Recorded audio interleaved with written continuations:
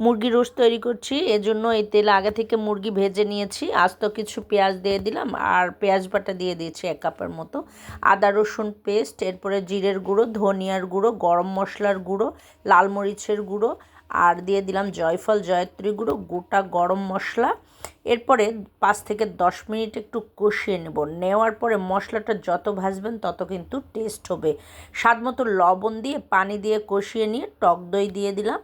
টক দই দিয়ে একটু নেড়েচেড়ে এরপরে বাদাম দিয়ে দিলাম। এখানে কাঠবাদাম, কাজু বাদাম আর চীনাবাদাম বেটে নিয়েছি, দিয়ে দিলাম। এরপরে ওই বাটিতে একটু ধুয়ে পানি দিয়ে দিলাম। এরপরে দিয়ে দিচ্ছি টমেটো সস, দিয়ে খুব ভালো করে মশলাটা কষিয়ে এরপরে মুরগির পিসগুলো দিয়ে দিলাম। দেওয়ার পরে একটু নেড়েচেড়ে নিয়ে তারপরে দুধ দিয়ে দিলাম। এরপরে কাঁচামরিচ দিয়ে দিচ্ছি, তারপরে কিশমিশ আর আলু বোখারা দিয়ে ঢাকনা বন্ধ করে দিয়ে এবার 10 মিনিট পরে ঢাকনা খুলে ঘি দিয়ে উপর থেকে ঘি ছড়িয়ে দিয়ে নেড়ে চেড়ে নিলেই চিকেন রোস্ট রেডি।